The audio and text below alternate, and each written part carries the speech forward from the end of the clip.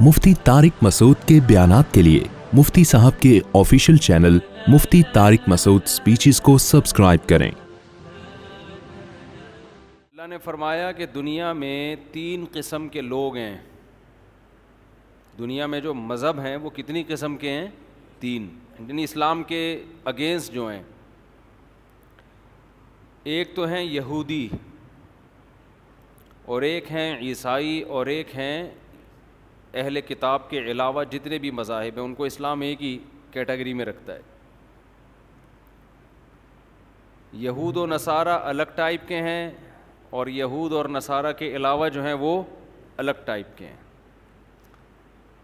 قرآن کہتا ہے کہ ان میں اسلام دشمنی میں سب سے زیادہ یہودی اور باقی مشرکین ہیں، اور اسلام دشمنی میں سب سے کم جو ہیں وہ عیسائی ہیں، نصارہ ہیں۔ باقی مشرکین جو یہود و نصارہ میں سے نہیں ہیں وہ اسلام دشمنی میں آگے اس لیے ہیں کہ ان کے مذہب میں اور اسلام میں ڈسٹینس بہت زیادہ ہے۔ ہزاروں خداؤں کو مانتے ہیں، ہزاروں بتوں کو مانتے ہیں۔ اسلام دعوت دیتا ہے ایک خدا کی۔ پیغمبروں کو مانتے ہی نہیں ہے، کسی بھی پیغمبر کو نہیں مانتے۔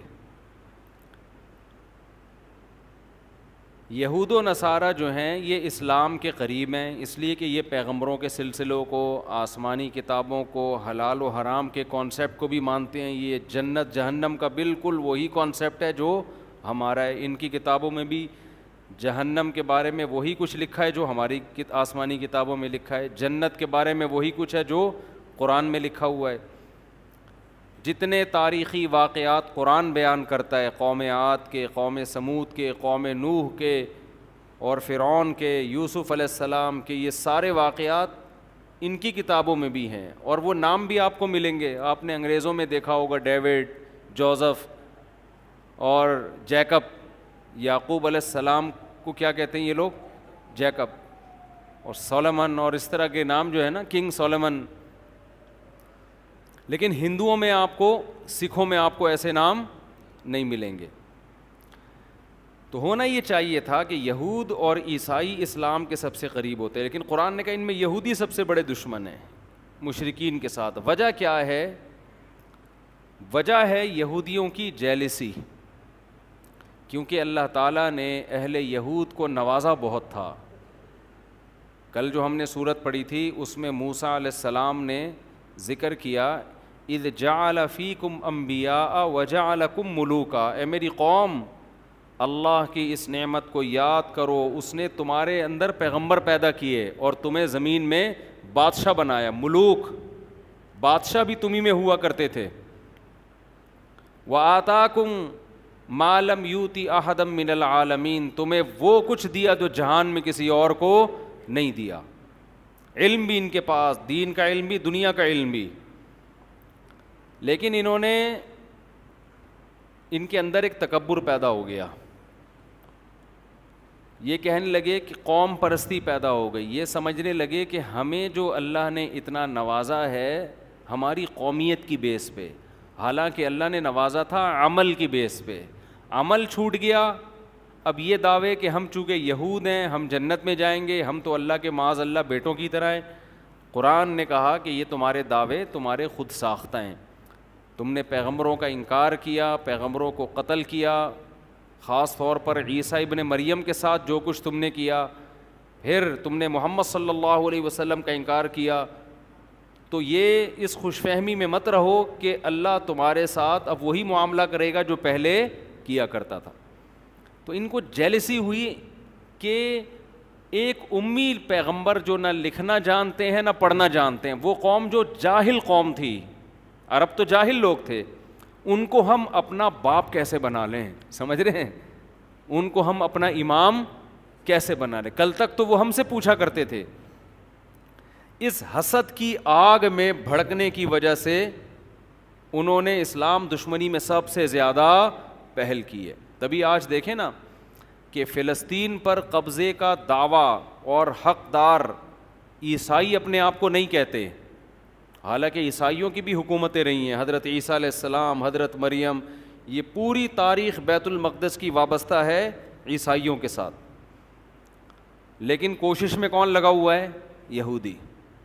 وجہ کیا ہے؟ وہ کہتے ہیں ہماری وہی خلافت جو پہلے تھی دنیا میں، اور بیت المقدس کے ذریعے ہم یہ مرکز تھا پوری دنیا کا، تو یہ بیت اللہ کیوں مرکز بن گیا، مکہ مکرمہ کیوں مرکز بن گیا، ساری دنیا وہاں کیوں جاتی ہے، یہاں کیوں نہیں آتی؟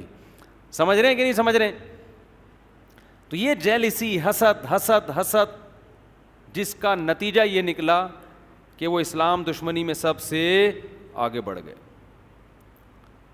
اور قرآن کہتا ہے وَلَا تَجِدَنَّ أَقْرَبَهُمْ مَوَدَّةً لِّلَّذِينَ آمَنُوا الَّذِينَ قَالُوا إِنَّا نَصَارَىٰ۔ اس کے برعکس جو عیسائی ہیں وہ دوسرے مذاہب کی نسبت اسلام سے سب سے زیادہ قریب ہیں۔ وجہ کیا ہے؟ وجہ ان کے مذہب کی کچھ ایسی تعلیمات ہیں، ان تعلیمات نے ان کو ان برائیوں سے روکا ہے جو برائیاں یہود میں تھیں۔ بعض دفعہ مذہب میں کچھ ایسی چیزیں ہوتی ہیں کہ مذہب ان چیزوں کو بہت ہائی لائٹ کرتا ہے، تو اس سے کچھ خیر کی چیزیں آپ کے اندر رہ جاتی ہیں، غلط ہو کے بھی رہ جاتی ہیں۔ وہ چیزیں کیا ہیں؟ بِأَنَّ مِنْهُمْ قِسِّيسِينَ وَرُهْبَانًا۔ عیسائیوں نے نا ایک چیز خود سے ایجاد کی تھی اپنے مذہب میں، رہبانیت، دنیا سے بے رغبتی۔ جو جتنا زیادہ دنیا سے دور بھاگے گا اتنا ہی نیک ہوگا۔ اب یہ ابتدعوها، قرآن کہتا ہے خود گڑھا انہوں نے یہ فلسفہ، غلط تھا، لیکن بہرحال اس کا ایک فائدہ یہ ہوا کہ جب انسان کے دل میں دنیا کی لالچ ختم ہو جاتی ہے تو اس کے لیے حق کو قبول کرنا آسان ہو جاتا ہے، کیونکہ وہ ذہنی طور پر اس کے لیے تیار ہے پہلے سے۔ ہمارے والد صاحب ایک واقعہ بیان کرتے تھے کہ ہندوستان میں ایک پنڈت تھا، یا کوئی ہندوؤں کا کوئی بڑا تھا، وہ عجیب عجیب کمالات دکھاتا تھا نا، شعبدے، یہ کر دیا، یوں کر دیا، ایسے میز کو اوپر اٹھا لیا، ہوتے نا شعبدے۔ مسمرزم کا بڑا وہ ہیپناٹائز ہوتا ہے، ایک مسمرزم ہوتا ہے، یعنی دماغ پہ قبضہ کر لیتے ہیں۔ تو ایک بزرگ گئے اس کے پاس اور ان سے بولا کہ یار یہ تیرے اندر یہ کمال کیسے پیدا ہوا ہے؟ تو چیزوں پہ توجہ مرکوز کرتا ہے، وہ چیز اٹھا لیتا ہے، ٹھیک ہے نا۔ تو اس نے کہا کہ میں نے نا زندگی بھر اس کی کوشش کی ہے کہ اپنی خواہشات کے میں اگینسٹ چلاؤں، ہمیشہ میرا جو دل چاہتا ہے میں اس کے خلاف کرتا ہوں۔ یہ قوت ارادی مضبوط ہو جاتی ہے نا اس سے، جو میرا دل چاہے گا میں اس کے خلاف کروں، اس سے انسان کی قوت ارادی مضبوط ہوتی ہے۔ تو اس کا مجھے یہ فائدہ ہوا ہے کہ اس طرح جب میں کسی چیز پہ توجہ ڈالتا ہوں تو میرے ارادے کے ذریعے نا اس پہ کوئی ریز نکلتی ہوں گی، اب سائنٹیفک اس کی کیا حقیقت ہے تو اللہ ہی جانے۔ تو یہ میرے اندر ایک کمال پیدا ہو گیا، میں اپنی توجہ کے ذریعے ایسے چیزوں کو ہلا دیتا ہوں۔ ان بزرگ نے کہا اچھا تو یہ بات بتا، تو نے ہمیشہ اپنی خواہشات کی مخالفت کی؟ اس نے کہا ہاں۔ اس نے کہا تیرا دل چاہتا ہے اسلام قبول کرنے کا؟ اس نے کہا نہیں۔ انہوں نے کہا اب مخالفت کر اپنی خواہش کی، ٹھیک ہے، اب کیا کر؟ اور وہ مسلمان ہو گیا، اس نے کلمہ پڑھ لیا۔ تو اب اس کے اندر ایک خاصیت بہرحال پیدا ہو گئی تھی نا کہ آپ جب اپنی خواہشات کے خلاف چلتے ہیں تو جہاں اس کے نقصانات ہوتے ہیں وہاں ایک کوالٹی بھی تو پیدا ہوتی ہے نا۔ اسلام آپ کو خام خواہ میں اپنی خواہشات کے خلاف چلنے کے لیے نہیں کہتا، اسلام کہتا ہے ناجائز خواہشات چھوڑ دو، جائز کو پورا کرو۔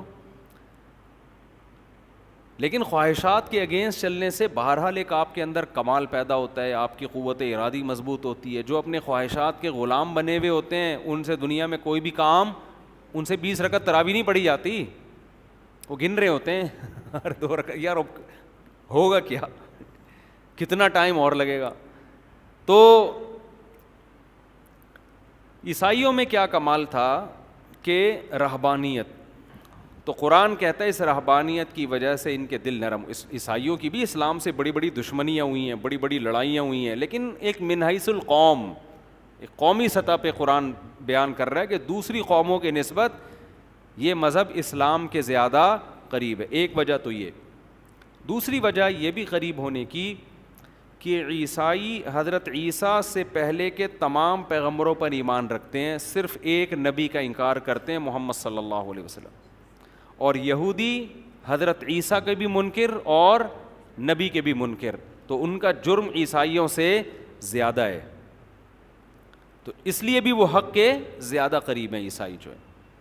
اور آج پوری اچھا جو مکاریاں چالاکیاں یہودیوں نے کی ہیں وہ عیسائیوں میں نہیں ہیں, وہ عیسائیوں میں نہیں ہیں.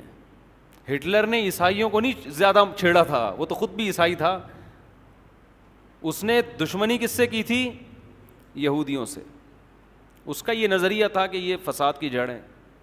پھر کہتے ہیں اس نے کچھ یہودی چھوڑ دیے, اس لیے چھوڑ دیے کہ دوبارہ یہ فساد کریں گے تو لوگ پھر مجھے کہیں گے اس نے صحیح کیا تھا. یہ اس کی رائے تھی, میں نہیں کہہ رہا یہ, ٹھیک ہے نا, میں نہیں کہہ رہا, یہ وہ جانے, آپ جانے, ہٹلر جانے. تو عیسائی, اچھا سارے یہودی بھی ایک جیسے نہیں ہوتے, یہ خوب سمجھ لیں. ہم نے بعض یہودی دیکھے ہیں, سنے بھی ہیں ان کے بارے میں, وہ بھی اسلام کو بہت سے مقام پہ سپورٹ کرتے ہیں. سب کو ایک ہی لاٹھی سے کبھی بھی نہیں ہانکنا چاہیے. ہانگ کانگ میں وہاں کے مفتی اعظم سے میری ملاقات ہوئی, انہوں نے کہا کہ یہاں ہمیں یہودی سپورٹ کرتے ہیں, ہم یہودیوں کو سپورٹ کرتے ہیں, کیونکہ آسمانی مذاہب ہے نا, تو یہاں پر یہودی مسلمانوں کا ساتھ دیتے ہیں, واللہ عالم. تو ہر جگہ سب ایک جیسے نہیں ہوتے. تو آپ کو کوئی یہودی نظر آیا تو آپ نے فوراً قرآن کی آیت پڑھ کے اس کا سر ڈنڈے سے کوٹ دیا کہ اسلام, ضروری نہیں ہے کہ وہ بھی اسلام دشمن ہو. بلکہ آپ کو میں کمال کی بات بتاؤں کہ اس جب لندن کی یہ جو یو کے ہے, یونائٹڈ کنگڈم, اس کی اسمبلی میں یہودیوں نے یہ آواز اٹھائی تھی کہ ہمیں ایک الگ ریاست چاہیے اسرائیل کے نام پہ, تو اس کی سب سے پہلے مخالفت جس نے کی تھی وہ یہودی تھا, اور اس نے اس بیس پر مخالفت کی تھی کہ ہماری 1300 سال ہو گئے مسلمانوں سے اب تک کوئی جنگ نہیں ہوئی ہے. وہ جو نبی کے دور میں ہوئی تھی اس کے بعد سے جنگیں ہماری نہیں ہوئی ہیں, تو ہم خام میں مسلمان جیسی اتنی بڑی قوم سے کیوں پنگا لے بھائی, ہم بلا وجہ ایک نیا شوچا چھوڑ دیں. ہم اب تک ہماری مسلمانوں سے کوئی جنگ نہیں ہوئی ہے. اور حقیقت ہے خلافت عثمانیہ نے یہودیوں کو سپورٹ کیا تھا, بچایا تھا بہت سے. ترکی آپ جائیں نا, ہسٹری پڑھیں تو آپ کو پتہ چلے گا بہت سے یہودیوں کی پناہ گاہ تھی یہ ترکی. مسلمان ان کو پناہ دیتے تھے, ان کی جانوں کی حفاظت کی ہے, کیونکہ یہ ان سے کوئی پنگا پھڈا چل نہیں رہا تھا مسلمانوں کا. لیکن بہرحال احادیث میں ہے کہ آخری جو مسلمانوں کی سب سے بڑی جنگ ہوگی وہ کس سے ہوگی؟ یہودیوں سے ہوگی. تو وہ پیشگوئی نبی کی پوری ہونی تھی, تو وہ اسرائیل کے نام پہ ایک شوشہ چھوڑ دیا. پھر جو فلسطینیوں پہ ظلم ہوا وغیرہ وغیرہ جو کچھ ہو رہا ہے. تو میں یہ عرض کر رہا تھا کہ عیسائیوں میں دوسری کوالٹی کیا ہے کہ یہ تمام پیغمبروں پر ایمان رکھتے ہیں. ان میں وہ چالاکیاں نہیں تھیں جو کس میں تھیں؟ یہود میں. یہی وجہ ہے کہ دنیا میں جو سب سے زیادہ مذہب قبول کرنے والی قوم ہے نا اسلام, وہ عیسائی ہیں. میں نے بھی اس کا مشاہدہ کیا, سب سے زیادہ عیسائی لوگ ہیں جو اسلام کو قبول کرتے ہیں. ان میں یہ ریشو دوسرے مذاہب کی نسبت سب سے زیادہ ہے. امریکہ میں تو آئے دن لوگ مسلمان ہو رہے ہیں, لندن میں بھی. اتنی بڑی بڑی داڑیاں رکھتے ہیں وہ انگریز, بہت بہت زیادہ ہے. آگے اللہ نے فرمایا وَإِذَا سَمِعُوا مَا أُنزِلَ إِلَى الرَّسُولِ تَرَىٰ أَعْيُنَهُمْ تَفِيضُ مِنَ الدَّمْعِ. یہ اہل کتاب جو عیسائی ہیں, جب ان پر اللہ کی آیات تلاوت کی جاتی ہیں تو اے مخاطب تو ان کو دیکھے گا ان کی آنکھیں بہنا شروع کر دیتی ہیں. وجہ کیا ہے کہ یہ تورات پڑھ پڑھ کے نا یہ اللہ کے کلام سے مانوس ہو چکے ہوتے ہیں. جنہوں نے آسمانی کتابیں پڑھی ہیں نا, تورات اور انجیل, انہیں اللہ کے کلام سے کچھ نہ کچھ مناسبت پیدا ہوتی ہے. تو عیسائیوں میں جو پادری ہیں, جو حق پرست ہیں, جب وہ کلام اللہ سنتے ہیں تو قرآن کہہ رہا ہے کہ ان کی آنکھیں بہنا شروع کر دیتی ہیں, اور ان کو یقین ہو جاتا ہے کہ یہ وہی کلام ہے, بالکل اسی طرز کا کلام ہے جو اللہ نے موسیٰ کلیم اللہ اور عیسیٰ روح اللہ پہ نازل کیا. ڈاکٹر حمید اللہ صدیقی کے نام سے ایک بہت بڑے اسکالر گزرے ہیں, خطبات بہاولپور جن کی مشہور کتاب ہے. صدیقی ہیں یا نہیں؟ ڈاکٹر حمید اللہ صدیقی, شاید میں نے خود لگا دیا. ڈاکٹر حمید اللہ بہت بڑے اسکالر, حیدرآباد دکن کے تھے وہ. ان کی بڑی ریسرچ تھی کتابوں پہ, نایاب نسخوں پہ. تو ان کی تورات انجیل پر بھی بڑی ریسرچ, قرآن پر تو تھی. وہ یہ کہا کرتے تھے کہ آپ تورات کا, یعنی جو موجودہ عہد قدیم اور عہد جدید ہے, اس کا اور قرآن کا مطالبہ کریں نا تو آپ کو ان کا انداز بیان سیم ملے گا. یہ خود اس کی علامت ہے کہ یہ ایک ہی ذات سے نکلے ہوئے کلام. یعنی اتنی تحریفات کے باوجود بھی جو آیتوں کا انداز ہے اور کلام کا جو طرز ہے وہ بالکل سیم ہے, وہ بالکل سیم ہے. یہی وجہ ہے کہ نجاشی کے سامنے, نجاشی عیسائی بادشاہ تھا, جب حضرت جعفر طیار رضی اللہ تعالی عنہ نے نجاشی بادشاہ کے سامنے سورہ مریم کی تلاوت کی ہے. سورہ مریم سے یاد آیا, لوگ اکثر مجھ سے پوچھتے ہیں آپ تلاوت اپلوڈ کریں. ہماری تلاوت یوٹیوب پہ تراویح کی اپلوڈ ہوئی بھی ہے, آپ لکھیں گے نا مفتی طارق مسعود ریسائٹنگ آ جائے گی, وہ تو بار بار نہ کریں, کہیں ایک ہی بات, اپلوڈ ہوئی بھی ہے, سن لیں. سورہ قصص بھی ہے, سورہ مریم بھی ہے, تو جس نے سننی ہے, نہیں سننی تو بڑے بڑے قاری ایک سے ایک پڑھے ہوئے ہیں یوٹیوب پہ تو بھائی. تو حضرت جعفر طیار رضی اللہ تعالی عنہ نے جب سورہ مریم کی تلاوت شروع کی ہے تو نجاشی اور اس کے گرد جتنے پادری بیٹھے ہوئے تھے سب کی داڑیاں رو رو کے تر ہو گئی تھی. تو نجاشی نے اس موقع پہ کیا کہا تھا کہ اللہ کی قسم یہ وہی اسی جیسا کلام ہے جو اللہ نے عیسیٰ ابن مریم پہ نازل کیا. اسی کا قرآن تذکرہ کر رہا ہے, وَإِذَا سَمِعُوا مَا أُنزِلَ إِلَى الرَّسُولِ تَرَىٰ أَعْيُنَهُمْ تَفِيضُ مِنَ الدَّمْعِ, کہ جب یہ رسول پہ جو کلام نازل ہوا یہ سنتے ہیں, اے مخاطب تو دیکھے گا ان کی آنکھیں آنسوؤں سے بہنا شروع کر دی. یہ بھی بلاغت ہے قرآن کی, یہ نہیں کہا کہ آنکھوں سے آنسو بہیں گے, آنسوؤں میں آنکھیں بہنا شروع کر دیں گی. یہ بلاغت ہے. اتنا روتے ہیں, اتنا روتے ہیں جیسے آنکھیں بہتی چلی جا رہی ہیں. تو بہت ایسے واقعات ہیں قرآن پڑھ کے رونے کے. غیر مسلموں نے سنا, حضرت عمر نے سنا, کیسا دل پگھل گیا ان کا. نجاشی نے سنا, اس کے پادریوں نے سنا. آپ کہہ سکتے ہیں مدینہ کے جو لوگ تھے وہ کیوں نہیں روتے تھے, جو دشمن تھے. یاد رکھیں جب آپ کے دل میں کسی کا بغض پیدا ہو جائے نا, ایک دفعہ کینہ پیدا ہو جائے, پھر آپ دلائل کو سائڈ پہ رکھ دیتے ہیں, پھر آپ ہمیشہ اس کے خلاف کوشش میں لگے رہتے ہیں. آج جو مسلکی اختلافات ہیں نا, 8 رکعت تراویح, 20 رکعت تراویح, رفع الیدین, ٹانگیں چوڑی ٹانگیں پتلی, ان کا بھی مسئلہ سارا یہی ہے. نام ہم سب قرآن و حدیث کا لگاتے ہیں, لیکن سب کا مطلب اپنی ٹھڑک پوری کرنا ہوتا ہے کہ اپنے مسلک کی ٹانگ کو اونچا رکھو, دوسرے مسلک کو, ورنہ پتہ ہوتا ہے کہ یار دلیل ادھر بھی ہے اور ادھر بھی ہے, لیکن اپنی والی دلیل کو دلیل کہنا ہے, دوسرے والی کو کہنا ہے 100% غلط. یہ ٹھڑک چل رہی ہے آج کل مارکیٹ میں. لیبل کیا لگایا جا رہا ہے, قرآن و حدیث کا, سمجھ رہے ہو نا, لیبل قرآن و حدیث کا. کیونکہ ہمیں تو صبح و شام تجربہ ہوتا ہے. جب آپ دلائل دینا شروع کرتے ہو تو نہیں یہ ضعیف ہے, یہ یوں ہے تو یہ یوں ہے, خام خواہ کے فتوے ٹھوکنا شروع. اور کمال کی بات یہ کام وہ لوگ زیادہ کر رہے ہوتے ہیں جو خود کو مسلک پرست نہیں کہتے. وہ لوگ یہ زیادہ کر رہے ہوتے ہیں جو کہتے ہیں ہمارا کوئی مسلک نہیں ہے. اس سے پتہ چلتا ہے آپ کا تو ایسا مسلک ہے کہ آپ اس کے علاوہ سب کو جہنمی سمجھتے ہو. ایک چھوٹی سی بات کر کے آگے چلتا ہوں. آپ نے بہت سے لوگ دیکھے ہوں گے جو کہتے ہیں ہم شخصیت پرست نہیں ہیں, ہم کسی شخصیت کو نہیں مانتے.